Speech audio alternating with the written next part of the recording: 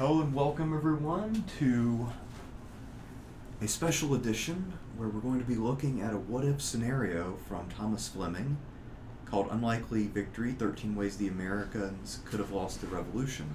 So this came from the collected What If book that I found recently at a bookstore, and joining me to discuss this interesting what-if collection of scenarios is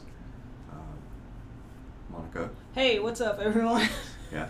So we're going to be looking at 13 different scenarios Thomas Fleming came up with that the Americans could have potentially bungled the whole revolution and given victory away to Britain. He doesn't go into the ramifications if this had happened long term. Right. But he does talk about different scenarios where danger was imminent, and had things gone a little differently, then things could have gone disastrously. So, how you doing, Monica? I'm doing pretty good. I found this particular topic quite interesting for a variety of reasons. I guess the biggest reason would be, what if the United States remained a British colony? Or not even what if the United States remained a British colony longer than clearly we did? So, whenever I talk about this topic with students, I have to remind many of them that we were a colony, just like all other colonies. I have to stop them from saying America, the United States. Like, no, the U.S. was a colony, everyone. And I guess, if we look at later British history where they did have mostly peaceful transitions where their colonies got independence, that might have been in large part influenced by the fact that the American Revolution was a disaster for them. 100%. So if the revolution had gone differently, if they had managed to tamp down the colonial resistance, then perhaps they would not have let go of Canada and India and other places as readily. So it might have had a massive impact on world history. 100%. I think it would have changed it dramatically, for sure, absolutely. So what do you think the biggest thesis in this particular article was to you? Well, overall, the thing that I do some connecting themes in what Fleming had to say. Clearly, he has his favorites when it comes to the figures from the American Revolution. He likes George Washington. Oh, he loves Washington, yeah. Washington is his guy, and Sam Adams is basically Satan. Yeah. And if I can deviate for a second, although people have their historical figures who they identify with, I get it, but it's bias. You talk about this a lot with assignments or whatnot. You can tell where biases occur. Yes. Right? He see no faults in Washington. No, he actually, I don't think he critiques anything Washington does in any of these 13 scenarios. Mm-hmm. And in one of them, he makes it sound ridiculous. He talks about Gates trying to get supreme command because Gates had won Saratoga. And that's in the context of Washington just blew two big battles, Brandywine and Germantown. And so he paints it as if, well, why would anybody want Gates as commander? Washington is tall and inspirational, and he's very dignified, and he's a man for all seasons, and I would totally go gay for this man. He doesn't quite say that, but effectively he does. I mean, I think it's pretty clear that if, there was a motel room and Washington was in there and Fleming had the key, that some things would happen. He was biased, like reading it, and that it bothers me so much because, and I'm going to tell you, that's why I try to be, right down the middle when I am reading articles, or writing them, so I don't come off that way. Reading that particular article, it was a clear bias. Like, Washington could never do anything wrong. And like you said, how he's speaking about his features, equating tallness with integrity. Oh yeah, it's like I've never seen anybody talk about height in such a glorifying manner. Right. I mean, I get that it can inspire some confidence, especially in an era when usually you associate height with leadership. Mm-hmm. But at the same time, saying Gates couldn't be inspiring because he's short, Washington is obviously inspiring because he's tall. Right. It's very reductionist to the point of it being embarrassing, and I feel like if he has enough stature to get this into this work, because I know the ancient historians here like Ober and Strauss and others, I mean, these are all very top-notch scholars of the late 90s, early 2000s who contributed to this. I assume Fleming's other works must have been much better, and maybe he just wasn't taking this seriously because it's a what if, so that could be the issue here. But I assume he must be capable of much better work. But I see, and yes, I mean that's an interesting rationale, but I think these what if topics are important because anything could have happened that could have swayed this war. And it's same thing with the Civil War. Certain things could have happened to where the Civil War could have turned the tide quite easily. And I think Lincoln knew that. Yeah, I think too, I mean, not to get too off topic in the Civil War, but I think the main one is what if McClellan had just pressed harder at Antietam? Yes, because that was where Lee was really set up to fail because he'd made a ton of blunders. Right. He should have died right then and there. Right. There's not really too much reason why he survived that campaign. Yeah, Pickett's charge also. Yeah, you're right. We could probably go on and on. That could be a topic actually in itself. So not trying to go down a rabbit hole with that. But you're right. There are a variety of scenarios in the Civil War that could have turned the tide. But yeah, absolutely, I agree. Yeah. So I guess you want to go through these one by one. Let's go through them. Let's go through them for sure. All right, so our first scenario is that Sam Adams' advice was followed after the Boston Massacre, and this is where we start to see Sam Adams as Satan. And so his argument is that Sam Adams was a firebrand, right? And what he wanted to do was to have the British be prosecuted for the crimes at the Boston Massacre, and then use that to rile up a mob to get people violent in the streets. Absolutely. And that would have been premature because the colonies weren't ready for it. And so it was only the foresight of John Adams who realized that this would not play well with moderates, who defended these guys, got them off, and then the resentment was able to build for a few more years. We get to the Boston Tea Party, and then things work out as they should work out. But he thinks if Sam Adams had his way, then what would have happened is Boston would have been a radicalized little enclave that everybody looked down upon. Right. It would have been isolated, destroyed, and then nobody would have had sympathy for Massachusetts. Mm-hmm. Which I can kind of see where he's coming from on this one, actually.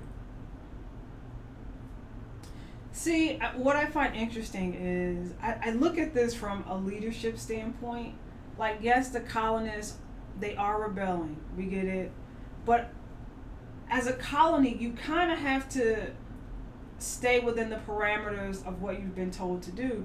So the reason for the Boston Massacre was, like, I see things through a cause and effect, okay? So these colonists are misbehaving, and of course we know it wasn't a massacre, right? Yeah, it was a few shots. Right. But Crispus Attucks, right? Yeah. Was murdered, okay? And of course it sets off a chain of events. But I see this through, and I know as citizens of the United States, it's always the U.S., it's being taught as a bottom-up movement, right? Like, the United States fought for its independence, and all those things are grand. However, I see it a little different because I feel like as colonists, like, you must remain within this structure that you have been told to remain, right? So you're destroying property, also known as the Tea Party, as it's told to second graders. Yeah.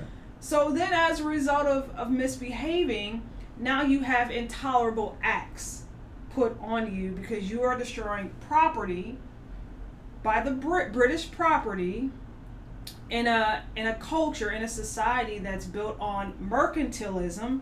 So they're gaining their revenue. It's being processed here after agriculture, and you're seeing this chain of events happening between nations, right? Yeah. So, like, I see it a little. I guess my perspective is a little different. I view it as colonists being upset, and then being additionally upset when the crown punishes them. I'm not saying what they did was bad. We're all a product of this revolution. But I guess I view it as colonists not realizing their position in the problem. Yeah, no, I think that's fair. And I mean, most of the guys who were really pushing for the revolution are, of course, wealthy merchants. Oh yes. And their main objection to British rule is that the British want them to pay taxes without having representation, whereas a lot of common people probably didn't think they were getting representation anyway, Mm-hmm. regardless of who was in power. Mm-hmm. Mm-hmm. And then you still had the House of Burgesses. You had the General Assembly. yeah, Mm-hmm. and most of your governors, I guess, were still appointed by Britain, by the Mm-hmm. crown. Mm-hmm. And so, yeah, the other thing too is, I guess Fleming is assuming that had Sam Adams had his way, that there would be no way to gain sympathy. But if the Boston Tea Party, the way he describes it, his understanding is that the British overreaction afterwards, even if the Tea Party, some other people in other colonies would have rolled their eyes at the actions of the Tea Party, the British response still elicited sympathy for the colonists. And so if the Americans had gone into mob rule for a little bit in Boston and then the British really cracked down, you could have still had the same effect 3 years earlier. Yes, and then you have the colonists who, you mentioned the Boston Tea Party. They dressed up like natives Yeah. to do it. Which says a lot. Well, you gotta maintain your anonymity. I mean, they dressed up like Native Americans to put the blame on the First Nation people, which is insane. Although I'm pretty sure no one was actually fooled by the disguises. I don't think, especially when these guys are walking around speaking English with the Boston accent and everything, But it was obviously a thin veneer to just make it hard to track down anybody involved. But still, it is funny that they thought, well, maybe they'll actually think this is like the Iroquois or something. Right. My goodness, people. Yeah, but I mean, I can understand why they would do it, but. Mm-hmm. It's kind of like how a lot of protesters today sometimes wear masks or whatever just to, if they're afraid of retribution, but Mm-hmm. still, it's a very silly ruse to try to play that. I agree. Did you see the Nazis marching in Charlottesville the other day? It was Again? like again. It was like 2 days ago. No. Yeah. No, it was West Virginia. Excuse me. Oh, okay. It was West Virginia. It's like 2 days ago. They all had on masks. Yeah. That's Mhm. when I posted that. I said, yeah, they wear masks because these are your teachers, these are your professors, these are your dentists. Yeah. Yeah. Well, It is. I doubt It is. there were too many people It from is. demos at this. They wear those masks. You take those Nazi. masks off, you'd be surprised who you see behind those masks. There's a reason. Those are your mechanics. I mean, I doubt there are very many teeth behind most of those masks, to be honest with you. So probably not too many dentists in the Nazi party. Yeah, it was insulting. We went to war with the Nazis, people. Come on now. Yeah, I don't understand the lingering interest that some Americans have with Nazism, given that it really was something a lot of our ancestors died fighting. Yeah, and those are the same people who say their ancestors died for the Confederate flag, and then a few generations you're marching for the Nazi flag, which if you were a male, you probably were drafted into that war to fight against the Nazis. I guess you could say your ancestors died for the Confederate flag for last names Hampton or Beauregard or Lee or something like that, but otherwise you died for other people to own slaves. Yeah, good point. Yeah. So I guess Fleming's understanding too is that the ideal scenario was also that Sam Adams, once again being dumb, wanted to storm Boston early in 1775. Right. But then, of course, cooler heads prevailed. Lexington and Concord occurred, and then the British became the aggressors, and therefore America was set up to hear Sam Adams' inflammatory rhetoric about the British. Right. Which I don't know how much of that I agree with or not, but it is an interesting scenario that the idea of America had to be a certain level of priming before people were ready to jump in. But my pushback would be most people still didn't jump in. Right. At all, ever. Because we had loyalists. Yeah. Right. The loyalists outnumbered the Patriots about 2-1. Absolutely, and most people don't realize that. And I have to stress that all the time. There's a reason why you had loyalists. against this revolution. So absolutely. Yeah. So I don't know. I'm a little skeptical of saying that a couple years made that much of a difference. I mean, if you had said 20 years or something, then yeah, absolutely. But from a matter of 2 or 3 years, I just don't see it as much. Agreed. And then our second scenario that Thomas Fleming paints is the British plan at Bunker Hill succeeds. Because I guess John Stark was sick in this alternative scenario. So John Stark is the New Hampshire regimental commander. Right. A veteran of the French and Indian War. And what happens is that during the historical battle at Bunker Hill, or I guess more correctly Breed's Hill, he noticed that there was a vulnerable beach that flanked their position. And so he stationed some men to cover it. General Howe understood the danger, so he tried to clear it with some light infantry. That doesn't work. He also wanted his admiral to go in and shell it, but the admiral said his charts of the Mystic River were not sufficient, so he couldn't get in position without risking his ship, so he refused. It's also worth mentioning that's a big flaw in the British command structure, because apparently you did not have the authority as the commander-in-chief to order the Navy around. So that's actually an interesting alternative scenario. What if somebody had been empowered to be supreme commander of the entire British military? Right. But we didn't have that scenario. So I guess somebody went to add a 14th. There you go. Anyway, because of this, that position was held, and then Howe instead went up the gut and famously was repulsed. Mm-hmm. And so, what do you think of this scenario? You know, I kind of agree with it a little bit, because I think that you know, the United States could have, well, the colonists could have, we could have lost at this particular time. So this is one scenario that I agree with Fleming. You know, he has some projections that I don't, but this one, I think I agree with it. I can definitely see this one. I think it's pretty plausible. My one pushback would be it would require the British to win an overwhelming victory. Right. So if they carry the hill and push the Americans back, it would have been demoralizing. But the danger would be if the British get overconfident and then feel like they can carry any position head on, because then they could set up a later Bunker Hill.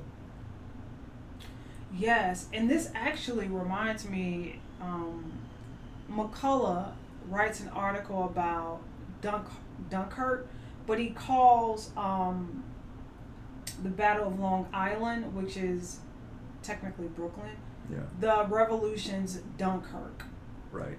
And he talks about how if the colonists were unable to relocate from Long Island, then as a result the British would have had the colonists trapped with the river behind them. So this kind of reminds me of that as a scenario that turns the tide of the war. So Fleming, like I said, I agree with this one, this particular one. Yeah, no, because it reminded me of what McCullough said. And I think it's one of the stronger points too, and also Bunker Hill for the American cause, was the first real victory that counted, and so I think it is something that boosted them. Although actually Fleming will go on to argue something contradictory in the third scenario in a way. Right. Because he's going to point out, well, Bunker Hill gave people this mentality that the militia is capable of fighting the Brits. And so the third scenario, what if Washington had attacked the British in Boston in early 1776? Right. And, or actually, wait, is that where he makes the point about the army? No, that's the fourth scenario. So McCullough says, like a year before Bunker Hill, you have the Battle of Long Island. That's in 76 August. So he's saying that if the colonists are unable to get away from the British at the Battle of Long Island, which is Brooklyn now, everything else would have fallen by the wayside. So he's saying it was this. The colonists were able to escape the British because of the wind, the elements. Okay, just the elements. Yeah. They were able to escape, meaning vacate via the Hudson onto these boats, you know. And why the British were occupied with the elements, as thus the colonists were able to escape. Yeah. So it's framed as the Dunkirk of the revolution. Right. Because the army gets away to fight. Right. So if this Battle of Long Island doesn't occur, nothing else can happen thereafter. I think that's fair to an extent. And it's also in this article that he makes the point that he's sort of once again upholding Washington and downing Sam Adams. He says that Washington was pushing for 40,000 men enlisted for the duration of the conflict. Sam Adams was pushing the yeoman farmer myth, militia myth. But the problem with that is that what Fleming is willfully ignoring is that Congress struggled mightily to fund the 20,000 man army. So if there's a 40,000 man army, where's that money coming from? Mm-hmm. And where's the food coming from? Mm-hmm. Because if they struggle with 20,000, doing 40,000 is not going to magically just materialize. And you know something else that bothered me? Well, many things bothered me with Fleming. Like he chose to leave things out about Washington that doesn't tell the full story of his character. And I get it, reading his work, you can clearly tell he's a fan of George Washington. That's fine. I said that earlier. But you still have to tell the entire story of who this man was. You have to take the good with the bad. George Washington was an elitist. He was wealthy. Yeah, he's also not necessarily what we'd call a tactical genius. And by many, he struggled with literacy. Tiny bit. I think sometimes it probably gets a little overplayed. 'Cause, I mean, I guess compared to Jefferson, he wasn't on that level. But I doubt he's really struggling that much. He probably just wasn't as well read in like modern philosophy or whatever it is. But yeah. From what I have researched, most of his writings came from Hamilton. Yeah, that's probably fair. Yeah. I think Washington, he was very self-conscious of his education relative to some of his peers. But, I mean, to be fair, he was dealing with, not Washington, but Jefferson, Madison, Adams. I mean, some of those guys could be very elitist on an intellectual level. You got Ben Franklin there, the greatest intellectual in America. So, I mean, I don't think Washington's You education... think he was? At the time, probably. Ben Franklin. In that period, and then later Jefferson. But anyway, I mean, I would have felt uncomfortable too, because Washington was not a natural intellectual, but I don't think he was necessarily... I think a lot of it was just insecurity, more so than an actual inadequacy, because he knew he was outmatched by these guys when it came verbal sparring, so he didn't try. Which is probably wise on his part, but I think he probably knew more than he let on, would be my guess. But You think so? I think so. I mean, I don't know how much more he knew, because it's hard to tell. I mean, that's the famous Lincoln quote about it's better to stay silent and be thoughtful than to speak and remove all doubt. So it's possible. Put your brain on display. Yes, I bet Washington was probably more savvy than he appeared, and he also was smart enough to sit and listen and gather from other people. But at the same time, it's probably wise to not try to go toe-to-toe with some of these guys. I don't think Jefferson and Hamilton, I don't think they were natural scholars. I think they were observers. Because, if you've, like, some of Jefferson's work is not scientific. It's not good. Notes on the State of Virginia is a comic book to me. Have you? I haven't read it. Okay, read it and get back to me. He says it's basically scientific racism, and some of it is just hilarious. Oh, I mean, yes. I mean, just anytime you have somebody trying to be a polymath and talking about every subject, you're going to get some clownish takes on a few things. For Absolutely. Sure. Absolutely. I dealt with that in many programs. And I think too with Stay in your lane. John Adams, I feel like he's probably underrated as a thinker just because his ideas are not as appealing. I personally am not a fan of his thought, but I think in terms of if we're just analyzing his intellect, I think he is underrated. Because he's basically a big government conservative, which is not my kind of cup of tea, but he defends what he says very well. That comes by way of research. Absolutely. Yeah, he was very well read. He knew about Polybius and a lot of other things. And so Adams is underrated as an intellectual. I mean, his ideas, again, I'm not a fan of, but he puts them forward pretty well. And he also, I think, gets a little nudged aside because of Hamilton having largely the same ideas but having Washington's ear. Mm-hmm. And then dying tragically and all that. So Sure. being more charismatic, because Adams was famously curmudgeonly and uninspiring. So I guess we got a little off track. That happens all the time when we talk. Yeah, natural flow of things. That's good. So That's good. The third scenario was if Washington had directly attacked the British at Boston in early '76, because he knew the British were about to go to New York. So in March he found that out, and his idea is let's hit them and destroy them here while they're leaving. Because he knew if he lost New York, it would be a big defeat. Right. And so he decided to strike with an amphibious assault, and this assault was going forward. And he had a clear path on one of the flanks because Howe was going to counterattack Dorchester Heights. Mm-hmm. So Howe's men were now moving to counterattack. Washington had a pretty clear lane for his amphibious assault to go directly into the city. There were only 400 men guarding one of the rivers, I forget the name of it. But then a big storm blows up. And Yes. then both generals say, you know what, let's kibosh those operations and not attack. Yeah. And later, according to Fleming, what Washington would see the British retreating and say, oh, they had more men than I realized. I would have never attacked them if I knew that they had this many guys. But at the same time, though, had he struck at the right exact moment on a weak flank and been entering the city while the British are out of position, he might have still been able to win. Mm-hmm. He might have won through ignorance, actually, where knowledge would have not served him well. Right. So. Yeah. That's one of the points where he again highlights Washington with no fault. Yeah. Yeah. Whereas, because ironically, I do think Washington had a chance to pull it off, even if it wasn't a great idea at the outset, just because Howe kind of played into his hands a little bit with this. So if he would have been attacking uphill against Dorchester Heights, that would have kept his men busy. And then the flank falls, his men see the Americans in their rear, they might panic, and that might be all she wrote.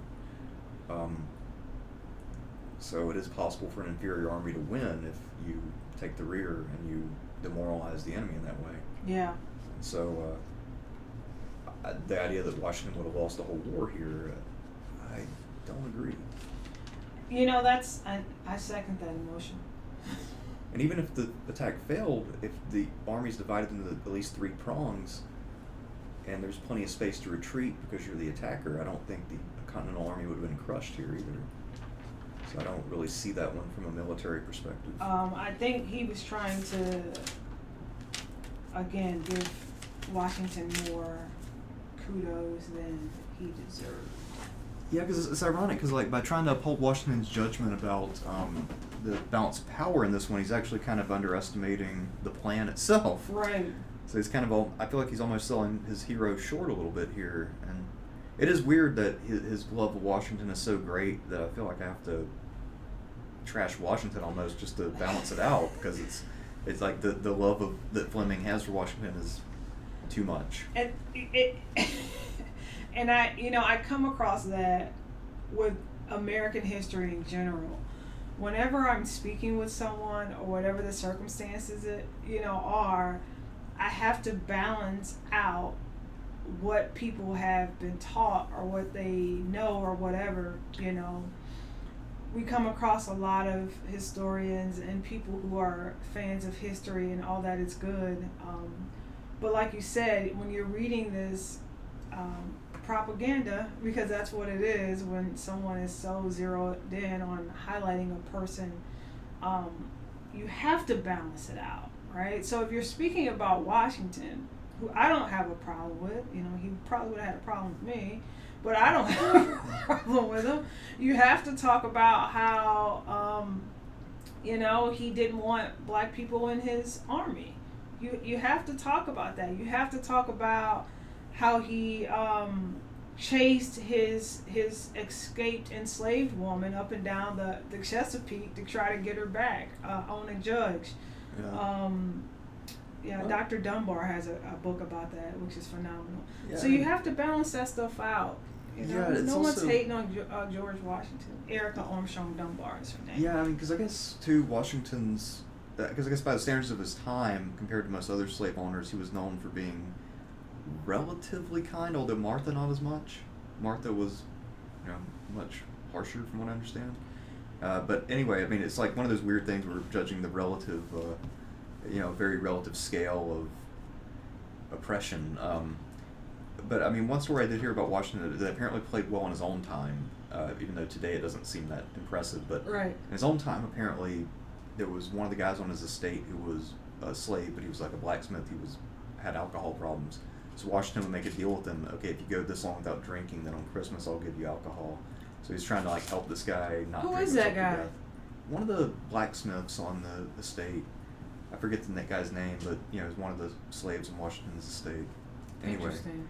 I mean, so at the time, people looked at that and said, "Oh yeah, Washington's a virtuous guy. He's really helping this man and treating him like a human, and they got this bond and this man-to-man talk." But I guess it just depends on the era, and I guess this at the time, especially the Virginians, they look at this and they say, "Well, okay, that's how you be a slave owner." Interesting. I don't know.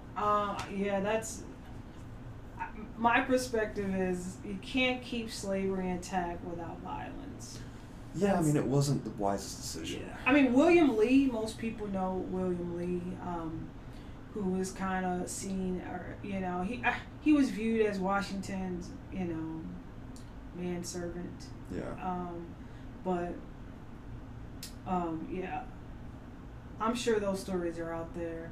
Especially in certain sections of the United States, you hear those stories about slave owners being kind and things like that, but I'll pass. And yet, every time there's an opportunity to run away, if there's a plausible escape, somehow it always happens, regardless of how kind the master is. The enslaved person has drapetomania. Have you heard this about how it was actually a doctor, Cartwright, slaves who ran away had something called drapetomania?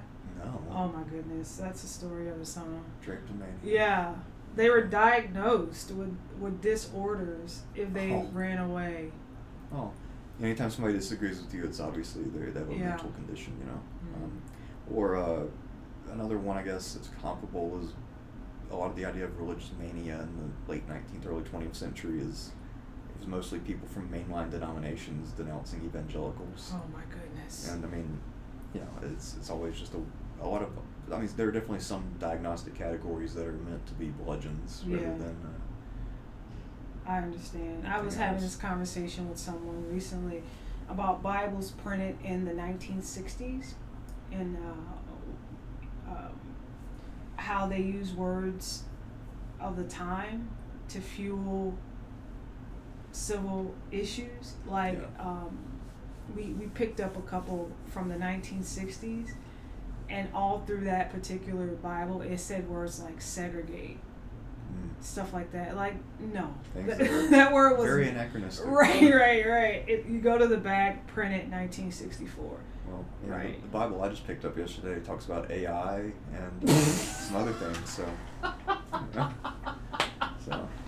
yeah, like you. Translation I'm working on. Right. Now. Printed in 2024, and this Bible says AI. Yeah. And Jesus say unto thee, do not use AI to write thy paper. Yeah. It is plagiarism. Right. Like, we couldn't believe it. I told him, I said, you have to be cautious of the text. Like, we had a few of them. One was from 62, the other one was from 65, and the other one was late, 69.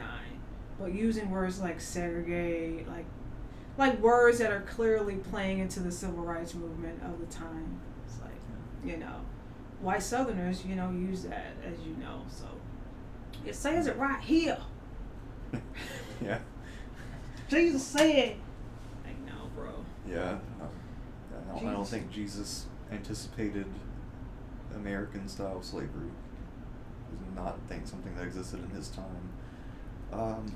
He would have been. Well, I'm not going to go down. Well, he probably would not. He was definitely not in the ruling class in his own time. No, so, not at all. I mean, Paul was not super friendly toward the ambitions of slaves who wanted to escape slavery, but he also didn't necessarily oppose them. He just said it was irrelevant because the end of the world's coming, and so just do what you got to do and the world's going to end and it'll be over. So, I mean, he never really said, because he obviously didn't think there were 2,000 some years left. Mm-hmm. So, I mean, yeah, it's just that when some people try to take the Bible ultra literally, I think they need to think more about what the authors intended a little bit, and also what their perception of the world was, because they were not writing for us, necessarily. I just wish that people would stop using it to hate. Yeah. That's kind of my biggest issue. That'd be cool, but... That would, well said, that would be Yeah. cool. Like, stop using it to divide, you know? Yeah. No. Something's wrong with you if you know, think it's okay to hate somebody and then go to church the next day. Become a vice principal of a middle school. Or, I don't know, it does seem bizarre to me to look at a book from thousands of years ago and then find a label in there to apply to somebody today and use as an excuse to, kill them or discriminate against them in some way. It's just a bizarre rationale for me. Love people, man. I get it. Jesus is love, as am I. Love people. So, fourth scenario. We always. We so- have the best water cooler conversations. Yeah, the ones that get you written up by human resources. So we talked a little bit about real life. we talked a little bit about Long Island and Manhattan, Right.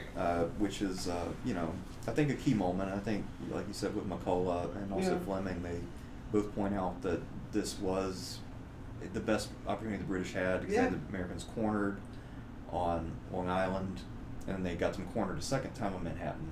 Right. And so, in both cases, Washington should not have put his men there, which I've never seen anybody other than Fleming not critique that decision. Mm-hmm. Because every other historian, even ones who are very pro-Washington, usually say, okay, this was definitely not a good decision.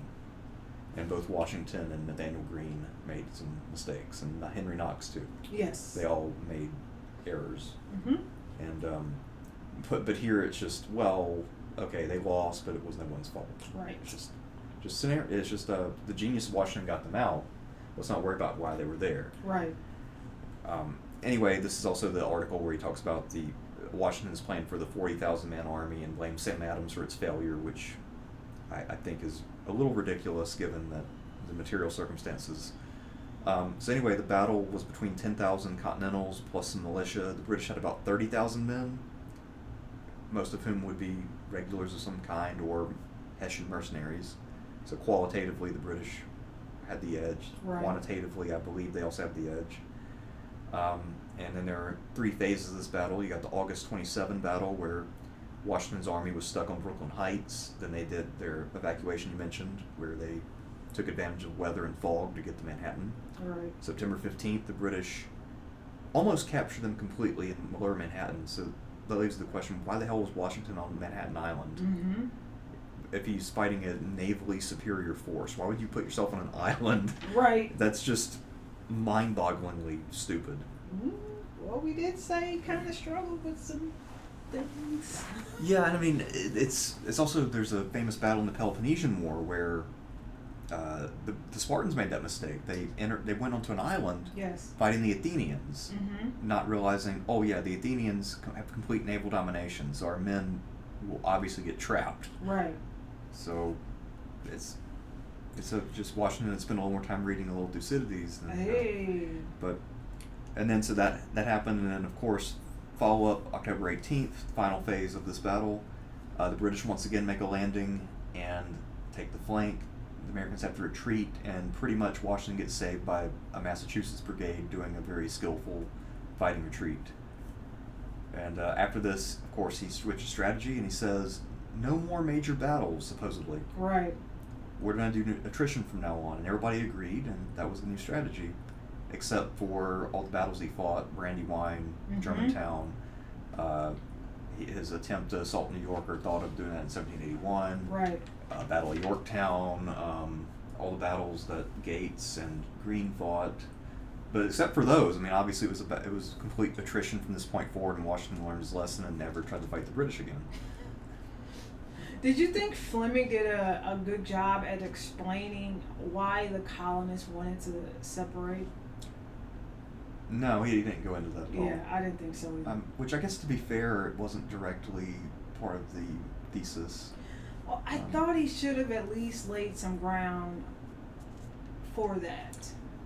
Well, I mean, to be fair, this book is way thick enough already. It is. So, yeah, this book, for those of you, I guess none of you can see it, but I would say, a solid 4 inches thick. Yep. So this is a mighty tome of alternative scenarios. It's a doozy. And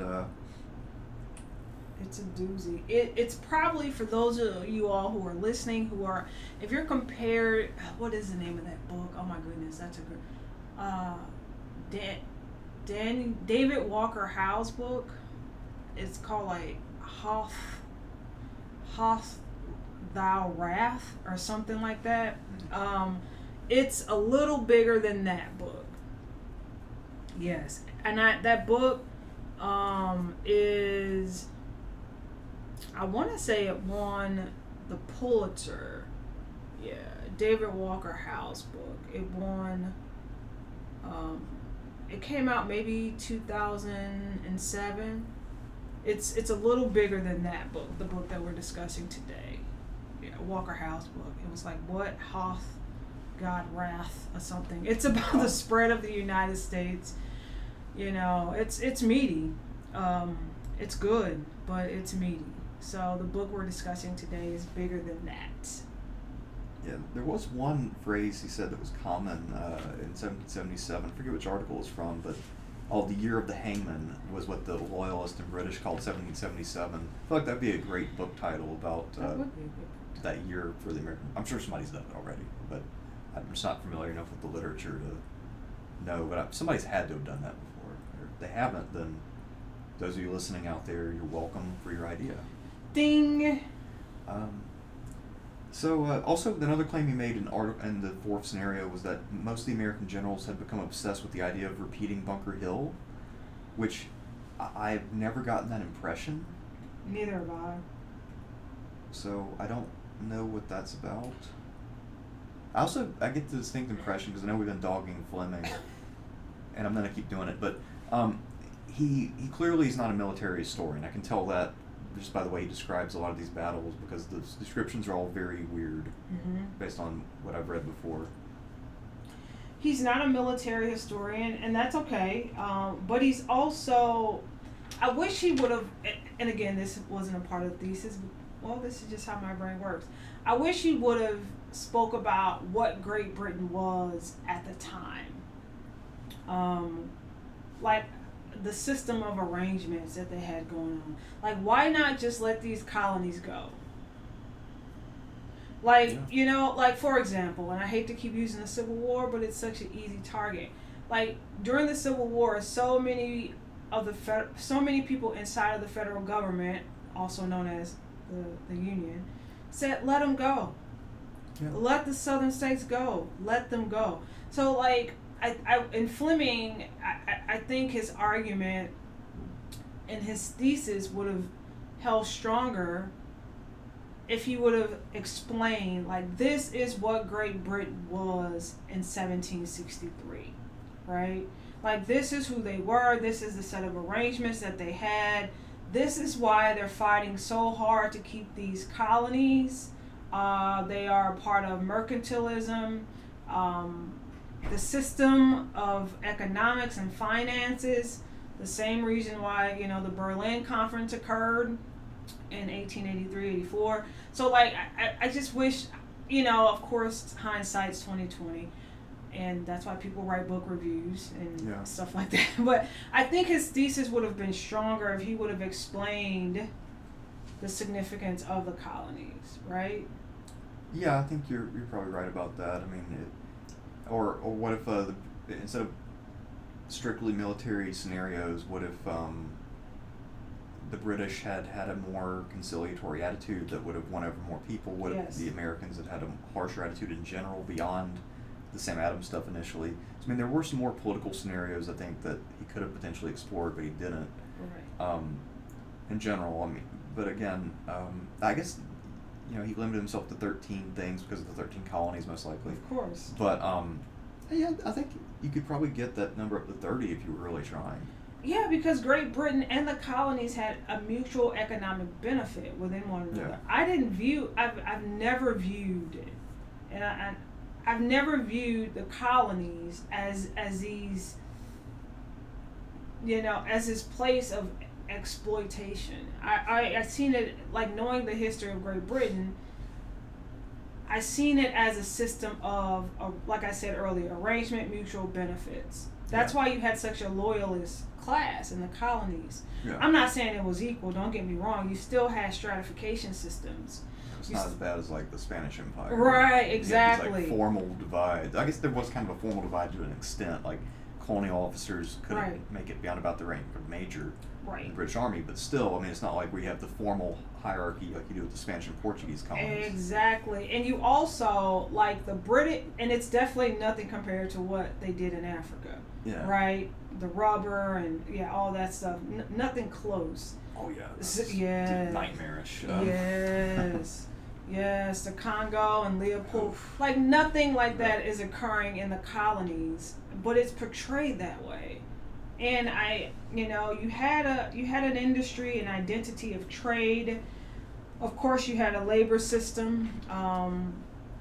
And, the work of Gerald Horne talks a lot about, that glorious revolution. He talks about the Somerset case, how the English wanted to, potentially get rid of slavery in 1772. And as a result, the colonies are a little upset, a little ticked off, and they feel like, how dare you? Yeah. Maybe it's time for us to separate and not have to worry about the threat of slavery being taken away. Then again, I mean, and maybe I'm wrong about this, but slavery wasn't nearly as entrenched or economically significant in the Revolutionary period as it was later, right? Well, you had Virginia, right? And then Massachusetts. Yeah, Massachusetts, colonial Massachusetts, they had slaves. Crispus Attucks, the black man who died in the Revolution. I guess they're, because of the agricultural conditions in Massachusetts, slavery wasn't very efficient or effective, though. But they had colonial Massachusetts had a high slave population. Not as high as Virginia. Yeah, they did. Colonial Massachusetts, Virginia, Delaware. So slavery is an industry used in a variety of ways. It's not just agriculture. Of course, when those Gulf states pick up much, much, much later, right, decades later, you see a spread west, and short staple cotton picks up. That's much later. But in the beginning, slavery is used in a variety of industrial ways. Yes. Yeah. Let's see. And then, of course, you have the Proclamation line also, where the British explained to the colonists that they couldn't go past a certain line out of respect for the natives. The treaties that they'd made. Yeah. Treaties written in English? Yeah, treaties written in English that the colonists pretended they couldn't read. But yeah, also, speaking of the slavery issue with the American Revolution, you want to understand probably more, the British were offering more to slaves who sided with them, right? So, I mean, they definitely recruited more recruits out of the enslaved population than the Patriot side did. You got it, man. Lord Dunmore's proclamation said, come fight for us. You got it. Absolutely.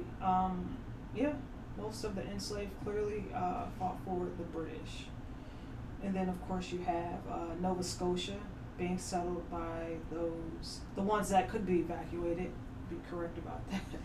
The ones that could be evacuated after the Revolution, the British settled in Nova Scotia,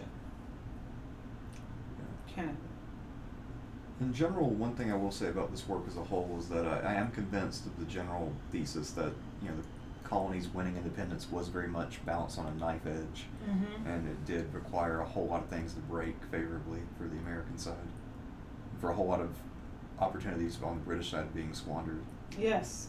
I mean, I do think that part of the thesis does hold. So scenario 5 is, what if Washington hadn't attacked Trenton or Princeton, or failed with either of those operations? And he points out that New Jersey, in theory, was supposed to have 17,000 militia, Right. which of course assumes all of them would turn out for the Patriots, which is a very dangerous assumption given the disposition of most of the colonists. The British were in the process of pacifying it, and so his contention is that if Washington had either failed to attack or had failed, then this would cause the middle colonies to be completely lost right then and there, going into the spring. And then the British would have just had to finish off the South, which would have been easy, and then New England, and then that would be it. And what do you think of that? I don't really buy that argument too much, because I wish he would have spoken more about the troops, the size of the armies. Because by that time, I'm not sure if the Continental Army had enough men to make what he said factual. So I'm not sure about that one. Yeah, I mean, because I do think Trenton and Princeton play a role in the war's outcome in terms of maintaining morale, but the thing is, New Jersey was still lost. Right. So it didn't actually save the state. Mm-hmm.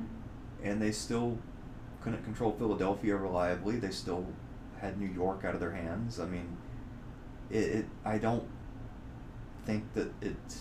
I think in terms of keeping the army together, it had a huge impact, but maybe it's easy to sort of exaggerate the importance of these two victories over some garrisons of Hessians. Yes. Because they were so needed at the time, and this is such a daring operation.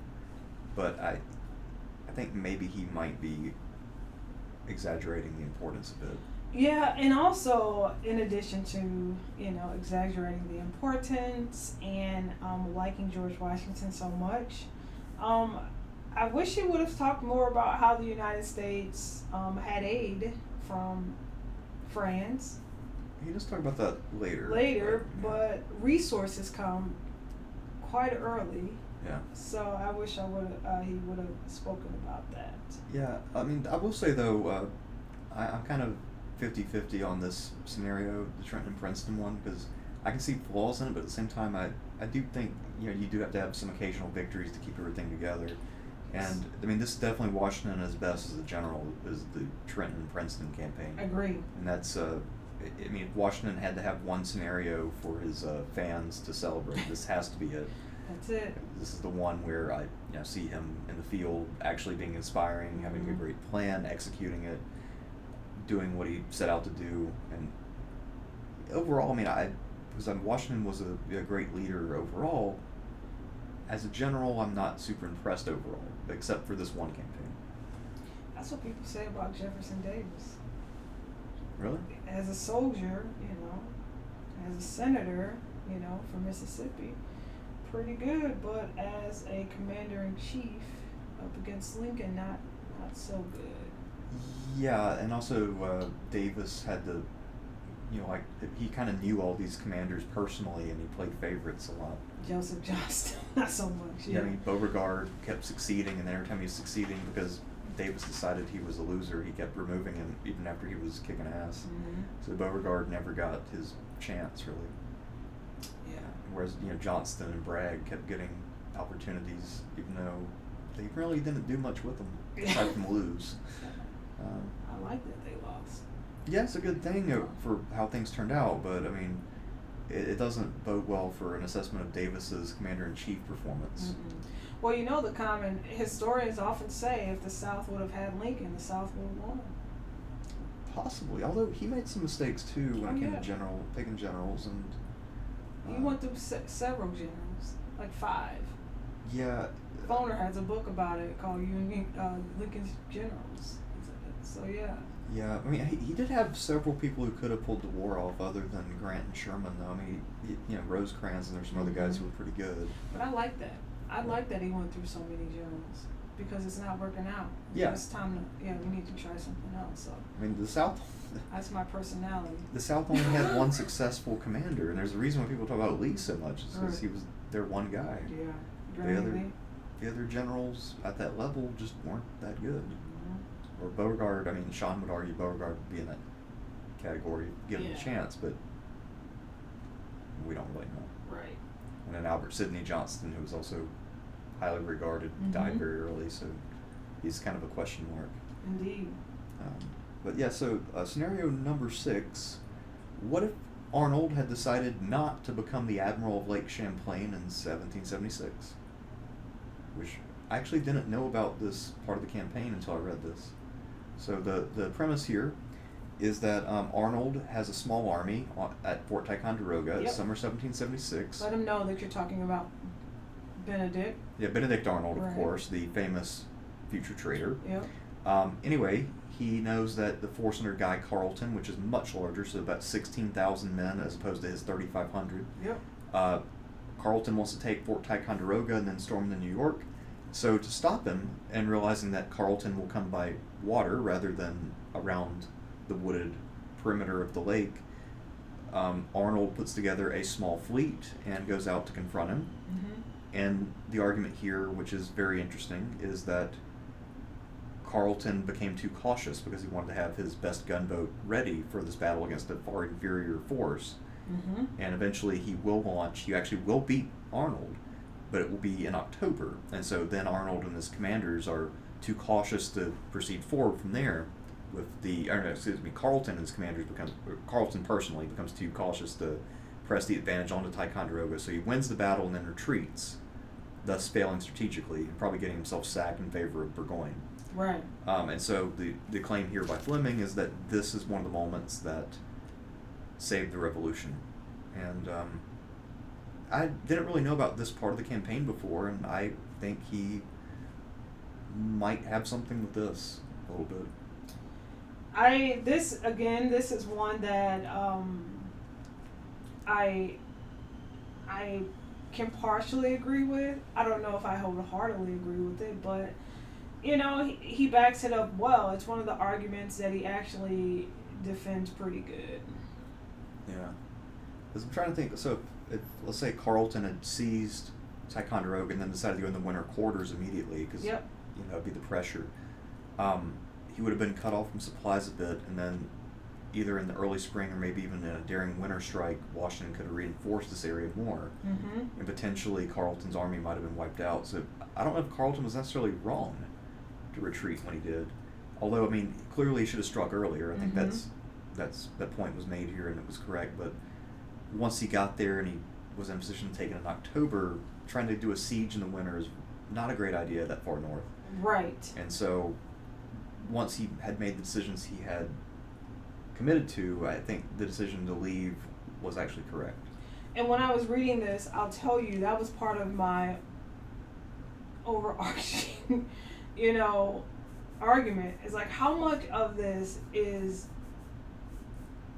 contributed to the elements and not so much the tacticians.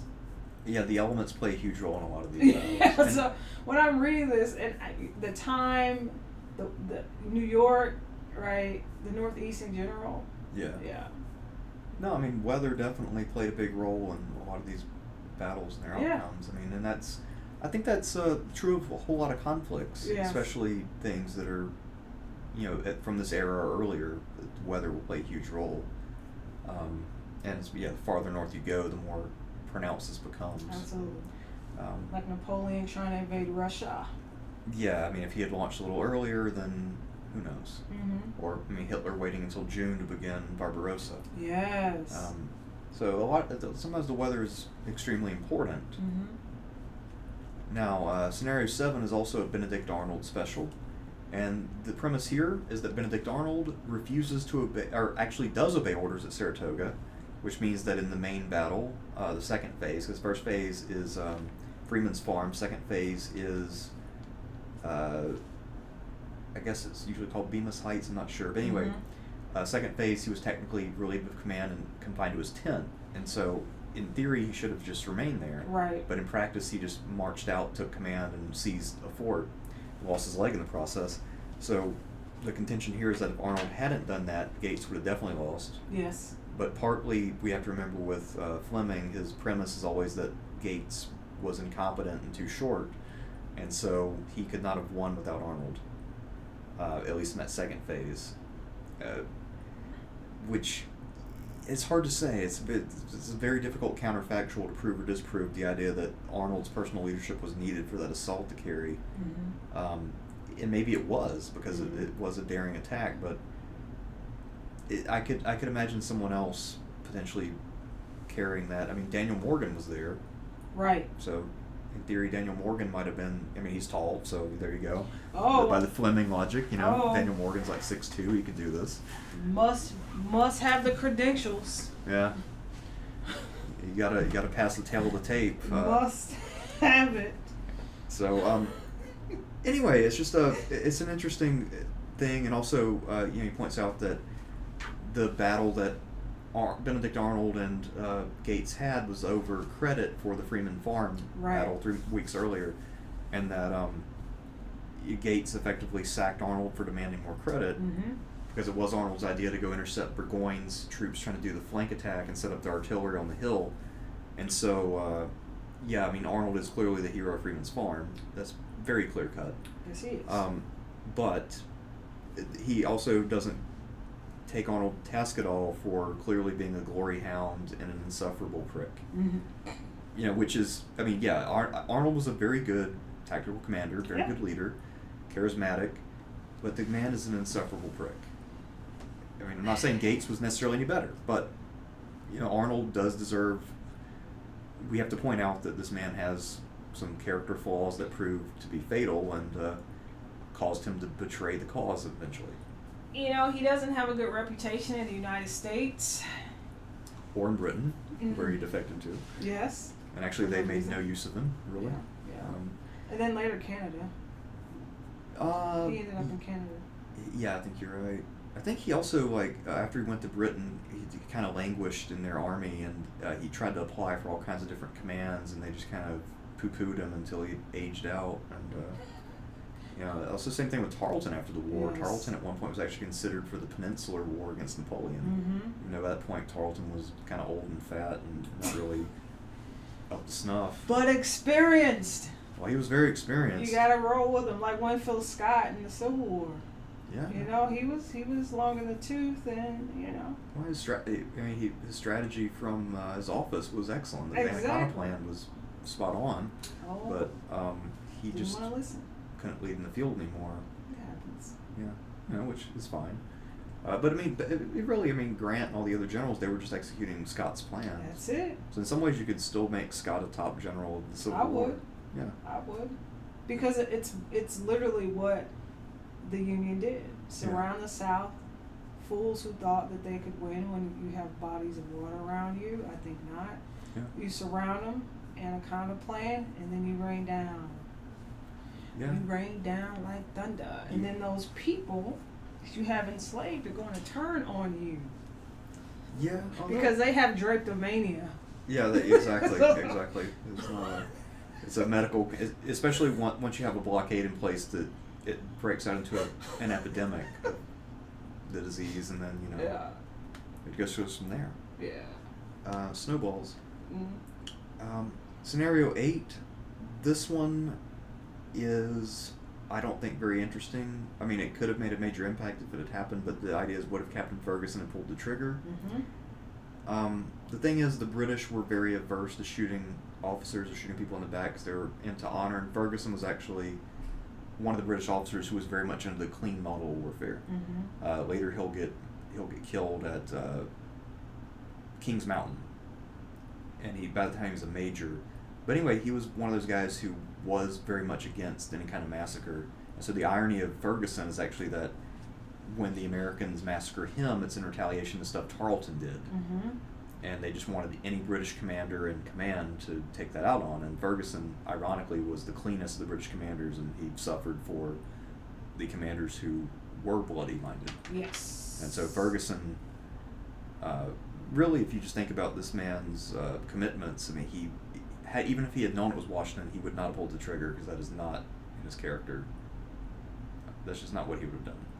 You don't think so? No. No, Ferguson was very much into this clean, gentlemanly approach to warfare.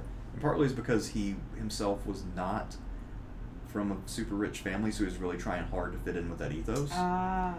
And so that's why he had been doing so many things to put himself forward, like inventing the rifle that Fleming describes and all that. Mm-hmm. So Ferguson was very much into the clean, gentlemanly approach to warfare. So I don't think there's any chance he'd pulled the trigger, unless like Cornwallis was there and said, "Absolutely, go forward." But also Cornwallis, I don't think would have ordered that either. Maybe Tarleton would have, but Yeah. Tarleton wasn't there. So Yeah. But anyway, I mean, this one's one of those what ifs. Like, what if somebody traveled back in time and killed Hitler before the War, took power? You know, like during World War I. yeah, like what Like if if they he- killed him when he was running a courier mission in World War One, or if they killed him when he was a baby, or What? No. well, anyway. Don't say that. Anyway, it's like Don't say that. whatever it is, but yeah, I think there was a game, Command and Conquer Red Alert, the original, where the premise is like Einstein built a time machine, and somebody went back to kill Hitler before, I think, the Munich Putsch or something like that. And then that created a different world where the conflict was Allies versus Soviets. So basically the Cold War starts early but goes hot. How about how about just defusing him after Mein Kampf was written? Like, check his temperature. Like, hey guy, are you really serious about everything you wrote in this book? Do you really have this much disdain? Because I've read Mein Kampf. Yeah. Do you really have this much disdain about France? Are you really this upset? Like, how about just taking him serious and, again, checking his temperature, seeing where he is on this barometer? Psychologically, are we okay? Like, let's talk it out. Like, just having an intervention with him I would have been satisfied with that. Well, I mean, the thing is, when dealing with Hitler, I mean, most of the other German politicians didn't really want to deal with him because they thought he was basically white trash. So they wanted to ignore him as much as possible and then they set him up to be leader so he could fail. So they underestimated him all the way along, and then later they're like, well, I don't think he's super serious about this. I mean, this is obviously just a ploy to get support by playing up the anti-Semitism. He doesn't do that. It's just a common tactic. It's like, oh no, he's 100% serious. And then even the British and French were convincing themselves, okay, clearly this is not really a blueprint because nobody's that psycho. And despite all the evidence that kept mounting, people kept convincing themselves of that because the idea is, well, we're all politicians. We know that we say plenty of things we don't really mean. So clearly Hitler is just like us, just a little more hateful. But yeah, you gotta check those people temperatures. It's interesting that you mentioned that people assumed he was white trash, and then as a result, they didn't take him serious. But oftentimes that type of rally cry gets the masses. Yeah. Because you have, when people say I identify with you, whether it's working class or what have you, people buy that pretty quickly. Think about, and again, back to the Civil War, think about the literature that comes out of the Civil War where, people like Hammond and all those people who were targeting the lower class white population to say, you're like us, the Cornerstone speaks and stuff like that. So that white trash football works. It works a lot. Yeah. In fact, some of the recent literature I was reading about what if the South would have won. Yeah. And it talks about these are theories, but these are things that I think people who are interested in history ponder about, and that's okay. I think it's fun. I don't take it too serious. I hope no one takes me too serious, and most people who know me know I'm a cut up. But they talked about these theories about how it was being proposed because originally the slave trade, the international slave trade, ended supposedly in 1808. Yeah. But of course illegally. It was the international slave trade was still occurring illegally, right? Ships coming in through Mobile and all of Savannah, all of that illegally. Anyway, so the theories, these what if the southern states would have won, a lot of these theories talk about how they would have reopened the international slave trade and lowered the price of enslaved people so that poor white people can now have access to to enslave people. Right. I mean, it's fascinating, but it makes a lot of sense because how else are you going to get? I mean, yeah, you got poor white people to fight your war, still fighting your war, right? You know, the 20 Negro law and all that crazy stuff. So, but this was a ploy to say you're even more like us now. You know, Right. we're going to reopen the slave trade, and now even you can afford one. You Yes. No, I think that was sort of I mean, I would say the most clever ploy to save slavery was to expand it as much as know, possible. the Knights of the Golden Circle, Yeah. take it all the way down And to Brazil. yeah, kind of crazy, but Yeah. I mean, I guess people are willing to do anything to defend their greed.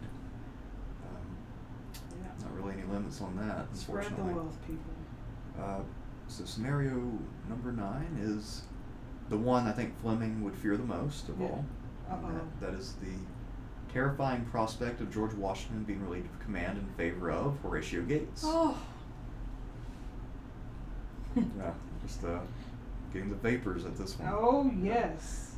So he says Gates was a, quote, cunning egotist, and that his plan to try to campaign to become commander-in-chief was a conspiracy, which I think is very biased phrasing. I mean, it's obvious, like, if you win a big battle and your main rival for that job has just lost 2 battles Right. and his army's starving, it's not unreasonable to have that ambition to think you could maybe become commander-in-chief.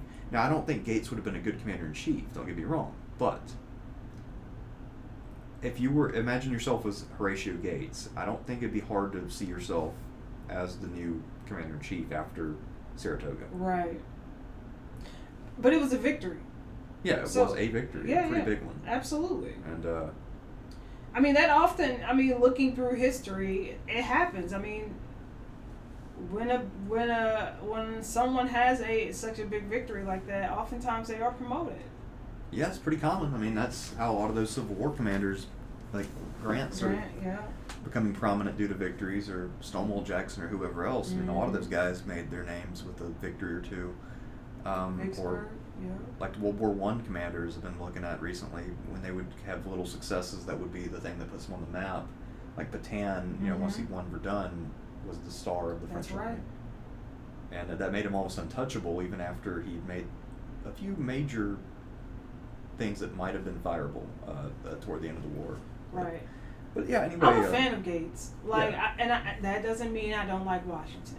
But Right. I'm just saying, like, it was because of Horatio Gates that France said, hey, these guys called the 13 colonies might actually have something. And then as a result, they recognize the colonies. So, that actually No, I mean, Saratoga is works. definitely tremendously important. And I know a lot of people say that it was all Benedict Arnold and that Gates was like an impediment. I'm not an expert on the battle. That being said, Gates couldn't have been that horrific, or otherwise they would have not been able to win. There's only so much incompetence you can overcome at the top.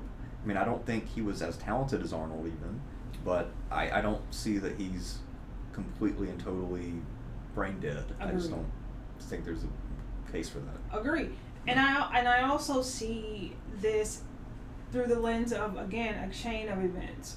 So if Horatio is not successful in Saratoga, then where would France be?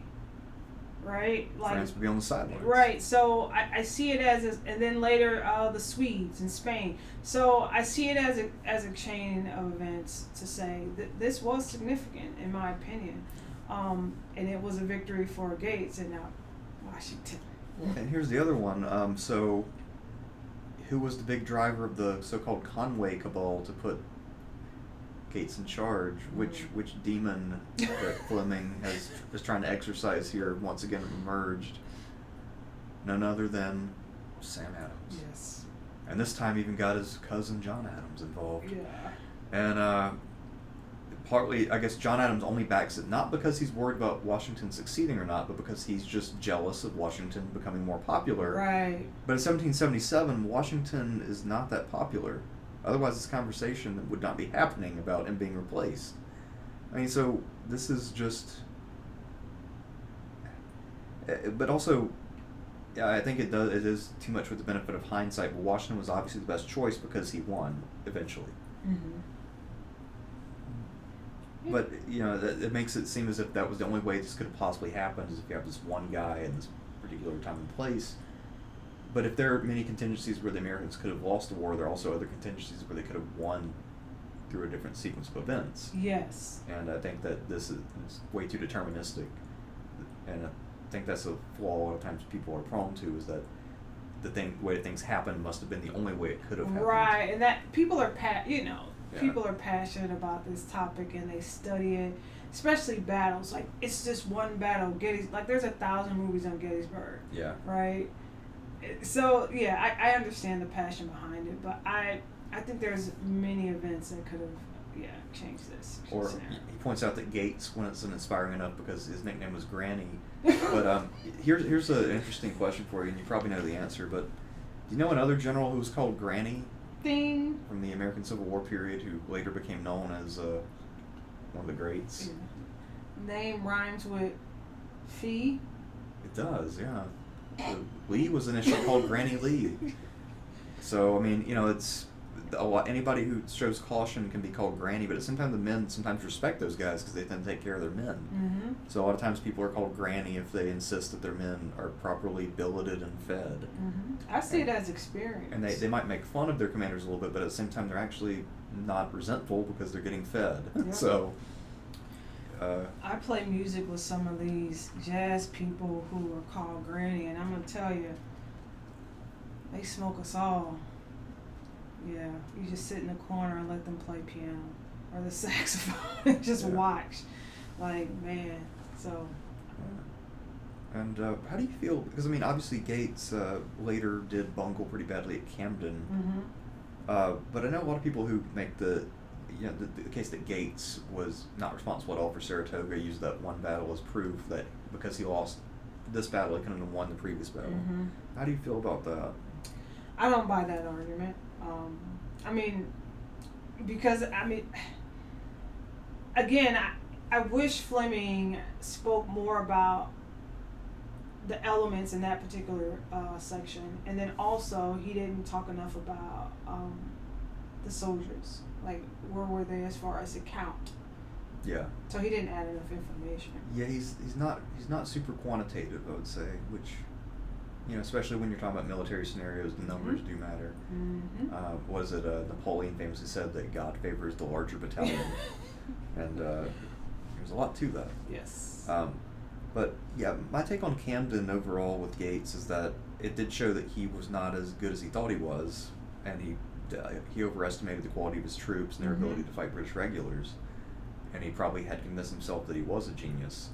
But it doesn't mean that he didn't have a good plan earlier, where he chose a pretty formidable position to set up his defenses, and then Burgoyne came to him. Mm-hmm. So he probably overestimated himself after Saratoga, and he was also eager to show it wasn't a fluke, so he was seeking this decisive battle that just wasn't going to happen because of the quality of the two armies. And also another thing he excludes here, famous detail, so he talks about how the army was shattered after the battle and how it was reduced to a small number of survivors, but what Nathaniel Greene said when he took command is, you know what, to Gates's credit, the army that I did get was organized, they were fed, there were supplies available, and Gates had done work to try to clean up the disaster.